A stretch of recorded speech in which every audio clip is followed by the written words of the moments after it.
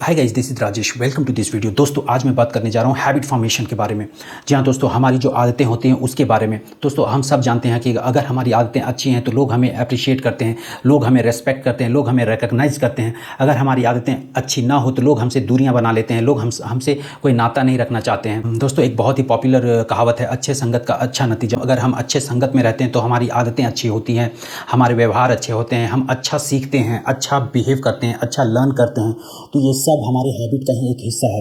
हम जो देखते हैं, जो सीखते हैं, वही हम अपने आप में इनकलकेट करते हैं और उसी से हम आदत बना लेते हैं। बट ये आदतें क्या हैं, ये आदतें कैसे बनती हैं, ये कैसे वर्क करती हैं, इसके क्या फ़ायदे हैं, इसके क्या नुकसान हैं, आज हम इसी पे डिस्कस करने जा रहे हैं। तो दोस्तों, सबसे पहले समझते हैं ये आदत क्या है। तो आदत जो होती है, हैबिट जो होता है, या एक सीरीज ऑफ पैटर्न होता है, एक ऐसा बिहेवियर जो रूटीनली फॉलो होता है, रूटीन्स ऑफ बिहेवियर होता है, जिसको कि रेगुलरली रिपीट किया जाता है और करने वाले को इसका एहसास भी नहीं होता, इसके बारे में पता भी नहीं चलता है, चूँकि यह उसकी आदत बन चुकी है।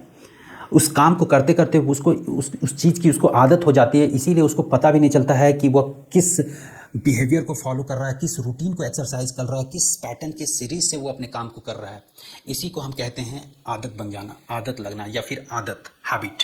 हम 3 तरह की हैबिट्स को फॉर्म कर सकते हैं, जिसमें पहला है मोटर या फिर बॉडीली हैबिट्स, जिसके अंदर आता है हम कैसे बैठते हैं, कैसे बोलते हैं, कैसे खड़े होते हैं, कैसे चलते हैं। जो सेकंड हैबिट हम फॉर्म कर सकते हैं वह है इंटेलेक्चुअल हैबिट्स। जी हाँ दोस्तों, बौद्धिक आदत। यह रिलेटेड है आपके परसेप्शन और थॉट से। आप देखेंगे कि कोई किसी चीज़ को बहुत ही लॉजिकली देखते हैं, कोई बहुत ही एक्यूरेटली किसी चीज़ को ऑब्जर्व कर लेते हैं, किसी चीज़ में रीजनिंग बहुत करते हैं, उसके पीछे सवाल बहुत करते हैं, उसको अच्छा से समझने की कोशिश करते हैं। ये सब उनकी हैबिट के कारण होता है, उनका जो इंटेलेक्चुअल हैबिट है उसके कारण होता है। किसी के पीछे उसके बारे में तह तक जाना, उसका रूट कॉज को समझना, लॉजिकल थिंकिंग करना, उसको इंडिपेंडेंटली सोचना। जो भी उनको आंसर दिया जाता है उस आंसर से तब तक वो सेटिस्फाइड नहीं होते हैं जब तक उनके सारे क्वेश्चंस के आंसर उनको ना मिल जाएं।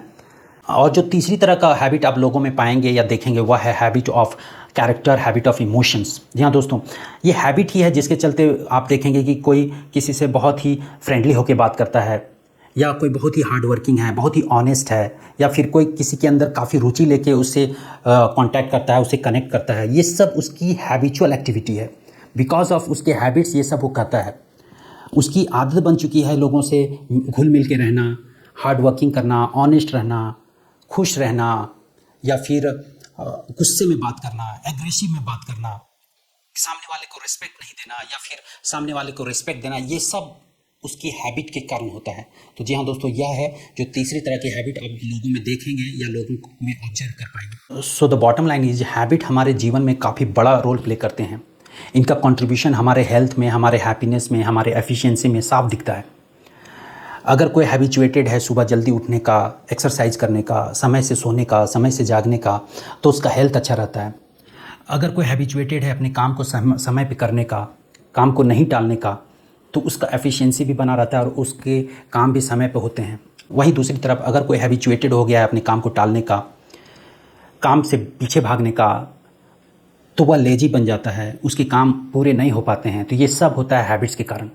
तो हैबिट ही है जिसके चलते लोग सिंसियर बनते हैं, हार्ड वर्किंग बनते हैं, ऑनेस्ट बनते हैं, लेजी बनते हैं, परफॉर्मर बनते हैं, लीडर बनते हैं। जितने भी लोग हैं वह बंडल ऑफ हैबिट्स हैं। हमारे अंदर बहुत सारे हैबिट्स होते हैं, बहुत सारी आदतें होती हैं, अलग अलग तरह की आदतें होती हैं। आप ऑब्जर्व किए होंगे कि अगर कोई काम को आप रेगुलरली या रिपीटेडली करते हैं तो आपको उसकी आदत लग जाती है, और जब आपको उसकी आदत लग जाती है तब फिर उस काम को करने में आपको उतना एफर्ट नहीं लगता है, वो बहुत काम आसान हो जाता है आपके लिए, ईजिली आपको काम को कर लेते हैं। ये हैबिट होने से क्या होता है, काम ऑटोमेटिक भी होने लगता है और स्पॉन्टेनियस भी होने लगता है, और काम बहुत ईजिली और कन्वीनियंटली हो जाता है। इससे आपका समय बचता है, आपके एफर्ट्स बचते हैं।